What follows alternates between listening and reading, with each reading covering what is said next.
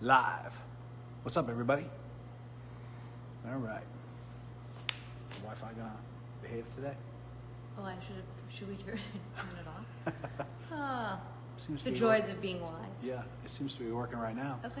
What's up, everybody? Can we get a sound check, please? Make sure you can hear us. We're here doing our Chili Goat Live today, talking about cold tub, full body cold water immersion versus cold showers. Yep. I actually hate the shower. I mean, nobody, loves cold water. I mean, there are some couple I of think there are cycles that some do, people but who do. well, the benefits, Yeah. I love the benefits like crazy, but the shower I can't do. It's just too easy to The just shower is hard, just step out of it. I find that way more difficult. especially like after you've had a nice warm shower and then. Yeah, then for sure. All right, so we'll give a second here, see who our babysitter is today, and then we'll start talking about the differences between. So we have a lot of, what ends up happening is we have a lot of people come in and say, hey, I just do the cold shower, and they're thinking it's the same thing, but it's actually not. There's actually a lot different about it, and that's the whole thing. So, Yeah, you want to start? sure. Fire away. We don't have anybody? Nobody. Oh, okay. So we're gonna just No get babysitter. started. So one of the things that is different, and actually Ben and I were just talking about this before we came on the live, is cold showers.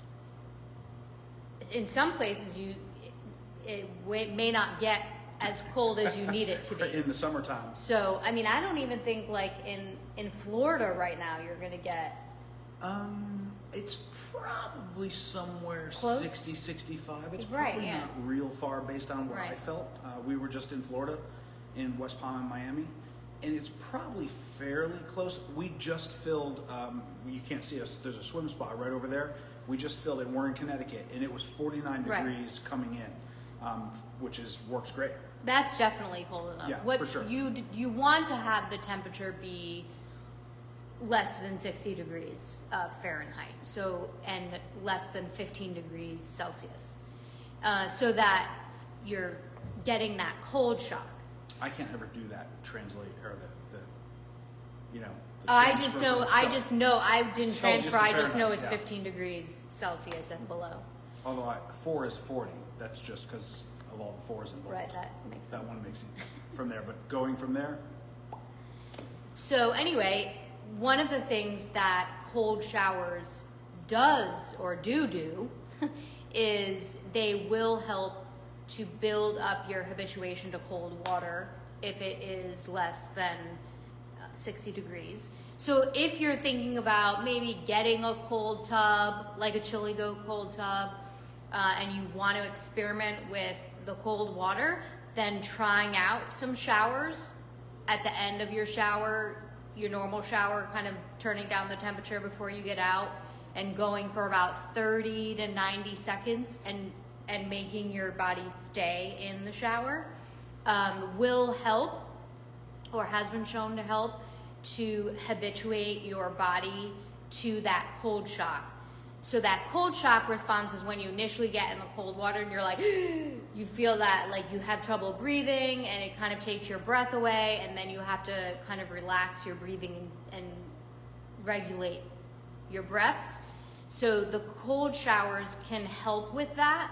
The more you do cold water immersion in a tub, the easier that, or the less dramatic that cold. I was going to say traumatic. Yeah, that cold shock response will be, that initial cold shock response. So the cold showers can help your body to reduce the trauma of that shock initially, so that when you do actually full body cold water immersion in a tub, it won't be quite as shocking. So that is one thing that could be similar with the cold showers and the cold tubs. And another thing that the cold showers will do is it does initiate that stress response. So that sympathetic nervous system is activated, which is that fight or flight when you get in the cold water initially. So the cold shower does initiate that response. So you'll get that dopamine rush. that feeling of energy. So it will make you more alert.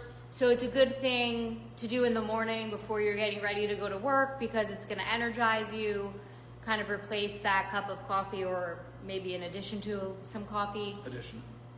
I agree with that. And so it will actually initiate that stress response. The biggest difference, though, is it does not activate your parasympathetic nervous system, which getting in a full body cold water immersion like a tub will do. Right. So that the parasympathetic nervous system activation is what actually calms your body down. So it's that stress relief, essentially, where your body starts to calm down once you've controlled your breathing and your body gets over that cold shock. So there are some extreme benefits if you're able to activate that parasympathetic nervous system and activate your vagus nerve, which will only happen if you're in a body of water, sitting in a body of water for cold water immersion. Now, I have a question. I'll try to answer it. Is the parasympathetic nervous system being, tapped into, is that a result of the vagus nerve, or are they separate situations?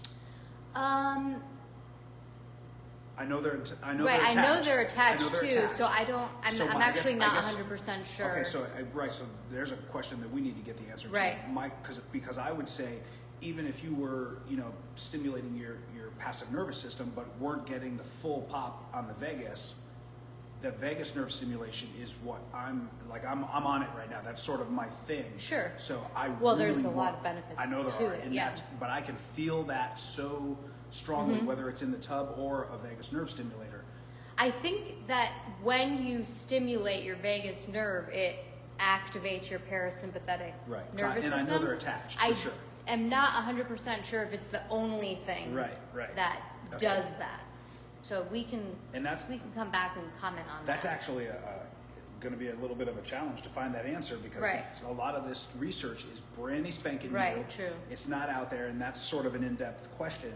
I took very copious notes when I was getting this thermalist educator certification, and I'll look back into my notes to see what she said about that.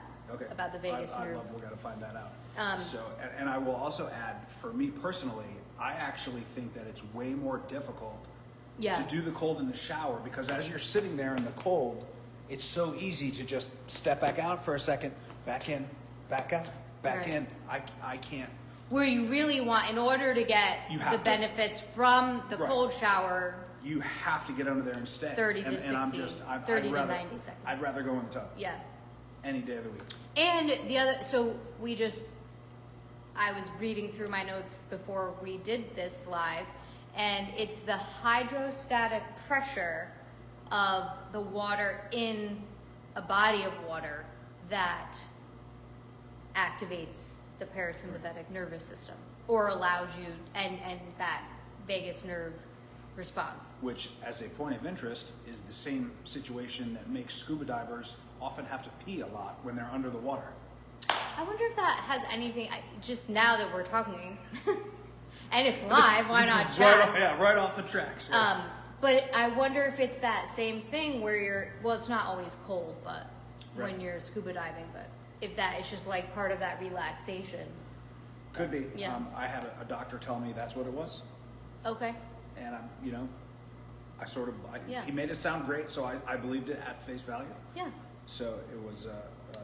So I think that depending on what your goal is for cold water immersion, if it's just to experience a little dopamine rush and get a little bit more focused and to wake you up in the morning, then a cold shower is great. Although if you are interested in uncapping the myriad of benefits that happen with full body cold water immersion in hydrostatic water, then the cold shower is a good gateway drug. All right. I was not expecting that. Or, just to get you into that, to get you habituated into that cold water until you get the full experience. I would also like to add that the hydrostatic pressure in the cold tub is not enough to initiate the pee response that scuba diving does, because when you're in that cold, I don't believe anyone really pees in that. I hope not. I think everything, all your stuff goes away. It's all frozen inside and curled up, hiding, and everything. So it's gone. Let's see, do we have a question? So Darcy, Viva Las Vegas. Yes. So hey, Darcy, when we were at an event in Vegas talking about the vagus nerve, and one of the people in our group, Lisa, was talking about writing a book, and she was going to call it Viva Las Vegas. Vegas Nerve. Right, Vegas That's Nerve. awesome. That's the title of the book. She might want to see that to verify that Yep. she should do it. Yep, absolutely. All right. Any questions from you guys popping on? If you have a quick question, let us have it, and we'll do our best to answer it. And we're closing up here, but we will find out the answer to the vagus nerve and parasympathetic nervous Yep. system, and we will post it in the comments. It's funny. I'm like not even sure where to even begin to look for that. I think I might be You able to think you look have in it? my Okay, notes. Yeah. that's why she's the doctor and I'm not. All right. So. So any questions real quick? Difference between cold showers, cold tubs, anything cold immersion related, heat, sauna, hot water, what you got? If you have a question, pop it on there. If we're not on, we'll come back and answer it. Just flag us in there or send a message in and we'll hit that too. All right. So we are definitely living this cold life. So, and we are back in Connecticut where it is cold. Yes. From Florida. Oh, you know what? I meant to say this too before. Talking about the tap water temperature, we were just in Florida and we had our portable tubs and we had an event. So we had a Chili Goat Alpine like the one behind us, and we had 2 of the Chili Goat Goes, and we filled them up, and they're the same 120 or 150. I think they're pretty close to 120. Yeah, they're, so call it the same amount of water, and it filled up. Obviously, we filled those up, and then we put ice in there. We started with 100 pounds of ice in each one, and within 5 or 10 minutes, that ice was gone, and no bodies had gotten in there yet. And I'm thinking that I didn't look at the temperature, but based on the reactions from what we knew, the Alpine was 40 degrees, and what those were, people were comfortable in there. They were not comfortable at 40. There was a big difference. So I'm thinking that water was 55 or 60 after 100 pounds of ice, and then obviously it's going to start warming up. I think that when you do it that way, you need way more ice than you think you do to get down to that temperature. Yeah. You're not going to get down to 40 unless you're basically sitting in ice. And then once your body gets in, you're heating that water very quickly. For sure. So again, just more ice will help to keep the water cooler longer if you don't have a chiller. So we started working with a firehouse a little bit, and for the firefighters, and they bought some of those Goes. Excuse me. They have a huge commercial ice machine, so they can just like fill it. Yeah. And in the summertime, I told them fill it with ice first, then add the water. A little bit of water, right? Yeah. That's how you do that. But all right, if you guys have any questions, pop on there. If not, we'll catch you in see 2 you in a weeks. couple weeks. All right, be good.